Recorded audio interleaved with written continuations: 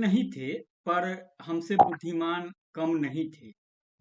ऐसे ही अनजान पूर्वजों की स्मृति में थॉमस ग्रे ने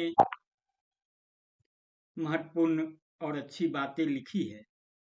यह भी आपको बताऊंगा, सुनाऊंगा। इससे पहले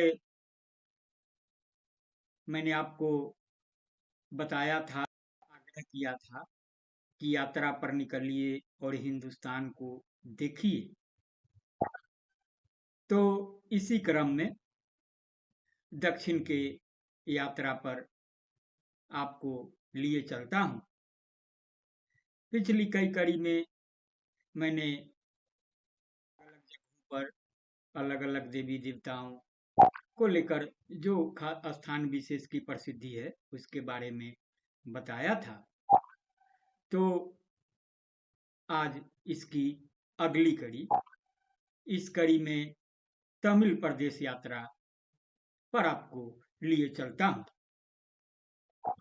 तमिलनाडु में सितंबर से दिसंबर तक बरसात का मौसम होता है, इसलिए इस प्रदेश की यात्रा का सर्वोत्तम समय जनवरी से अप्रैल का है।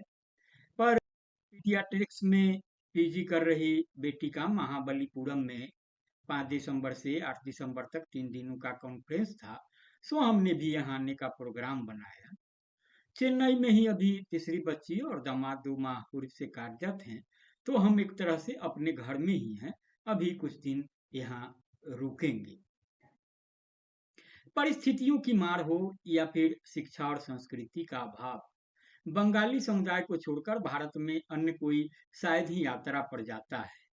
मैं भी इसका बाद नहीं, पर मूल कारण आर्थिक रहा। जब भी बाहर निकला तो बच्चे बच्चियों की शिक्षा या शादी ब्याह को लेकर। सबसे बड़ी बच्ची का कलकत्ता विश्वविद्यालय में अंग्रेजी विभाग में नामांकन कराया तो कलकत्ता देखा। दूसरी और चौथी बच्चे की मेडिकल परीक्षाओं को लेकर भी बार बार कलकत्ता जाना पड़ा। इस क्रम में कोलकाता मेरा सबसे प्रिय शहर हो गया और आज भी है। बाद में दूसरी बच्ची का नामांकन मणिपाल मेडिकल कॉलेज में कराया तो पहली बार चेन्नई, मंगलोर और मणिपाल देखा। तीसरी बच्ची LMSIU बंगलुरु में नामांकित हुई तो बंगलुरु का दर्शन हुआ। शादी ब्याह के सिलसिले में मुंबई, हैदराबाद, अयोध्या आदि देखा। मतलब यह कि जो भी यात्राएं हुई आवश्यकता की वजह से हुई। समय बीतता चला और देखते देखते उम्र खास पड़ाव पर आ पहुंची। मैं अपने पितामहों के बारे में भी सोच रहा हूँ, जिन्होंने गांव के बाहर कभी, तब यातायात का भी अभाव था। वे बस अगल बगल लगने वाले सालाना मेलों तक ही जा पाते थे। एक दो नौकरी करते जरूर कलकत्ता, जब ये लौटते तो कलकत्ता की अजब गजब कहानियां सुनाया करते, विशेषकर सड़क पर चलने वाली ट्रेन यानी ट्राम की कहानियां। विदेशिया नाटक एक ऐसे ही कलकत्ता प्रवासी पर था। तो मैंने बातें शुरू की थी कि हमारे पूर्वज शिक्षित नहीं थे, पर हमसे बुद्धिमान। ऐसे अनजान पूर्वजों की स्मृति में थॉमस ग्रे ने जो कुछ लिखा है अंग्रेजी में। मैं आपको इसका हिंदी अनुवाद सुनाता हूँ। संभवतः इसी उपेक्षित स्थल के नीचे लेटा है कोई एक दिल, जिसमें की पली कभी थी कोई नैसर्गिक ज्वाला। वे हाथ जो धारण कर सकते थे राजदंड साम्राज्यों का, भावातिरेक हो सकते थे जो बनकर खुद जिंदा, पर ज्ञान ने उनकी आंखों के आगे अपना भरपूर पृष्ठ समृद्ध समय की खोजों से बिल्कुल ही कभी नहीं खोला। और सर ने कुचला उनके उदात्त उमंगों को और उनकी आत्मा की उत्साही धारा को ठिठुरा डाला। निर्मलतम स्वच्छ ज्योति वाले बहुतेरे हीरे और मोती सागर के अंधेरे अनजान खोहों में हैं दबे हुए। बहुतेरे फूल खिले ऐसे रह गए सदा जो अनदेखे, और नष्ट हुई मृदुता उनकी सहारा की चली हवाओं में। तो इन पंक्तियों को सुनने के बाद अब आज की देखिए। मेरे निपट दियारा क्षेत्र में गांव की आधी आबादी शहरों में जा बसी। लोग वहां से नौकरियों की खोज में निकले और दिल्ली, कलकत्ता, पूना, वाराणसी, लखनऊ और न जाने कितने कितने शहरों में आज व्याप्त हैं। अकेले दिल्ली में गांव के 300 लोग हैं। भागो भागो, गांव से भागो की बेला है। मैंने अपनी जिंदगी के 25वें साल तक सिर्फ पटना ही देखा था। मेरे अपने बच्चे सारा भारत देख रहे हैं। अब तो आज की पीढ़ी दूर देश की खाक भी छान रही है। मैं 6 और 8 दिसंबर को महाबलीपुरम गया और इसके बाद क्रमिक रूप से रामेश्वरम, मदुरई, कन्याकुमारी, तिरुचिरापल्ली, तंजावुर और फिर वापस चेन्नई। इस बार मैं पूर्ण यात्री बनकर गया। शरीके हयात धार्मिक प्रवृत्ति की हैं, पर कुछ नहीं।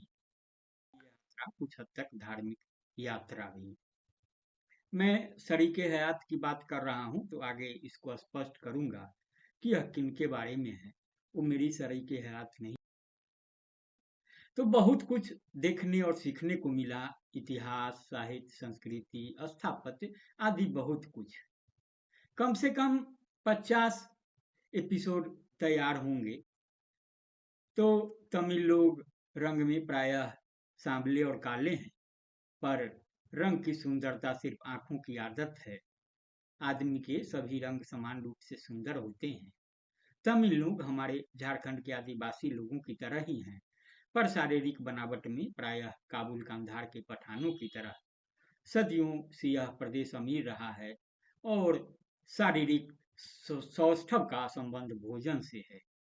18वीं सदी तक यूरोप में शायद ही कोई 6 फीट का होता था, पर आज सभी हैं। विशाल सागर तट, आकाश और पश्चिम पर्वतों ने तमिल प्रदेश को अपार संपदा और खूबसूरती से संवारा है। तमिल लोग विद्या, कला, विज्ञान, साहित्य, संस्कृति, स्थापत्य आदि के मामलों में भारत में सबसे आगे रहे हैं। यह 11वीं सदी के महाराजा का राजा का प्रदेश है, जिनका शासन सभी देशों पर चलता था। तो आप इसे संजीदगी से सुनेंगे, गुनेंगे और अपनी प्रतिक्रिया से मुझे जरूर अवगत कराएंगे। न्यूज लेटर वितरा के सब्सक्राइब नहीं किया है तो सब्सक्राइब भी करेंगे। स्पष्ट कर दूं कि जो यह यात्रा वृतांत कहिए, संस्मरण कहिए, जो भी कह लीजिए जिस रूप में, तो जो मैंने आपके समक्ष रखा, यह डॉक्टर राणा सिंह जी का है। डॉक्टर राणा सिंह जी अंग्रेजी के सेवानिवृत्त प्रोफेसर हैं और फिलवक्त झारखंड के देवघर में रहते हैं। दिल्ली में भी उनका रहना होता है और जैसा कि मैंने बताया कि बाल चूंकि बड़े हो जाने के बाद अलग अलग रहना हो रहा है, तो उनका आना जाना लगा रहता है। तो यह जो आपको मैंने सुनाया, बताया, यह उनके से। तो दक्षिण की एक और यात्रा वृतांत के साथ जल्द हाजिर होऊंगा। नमस्कार।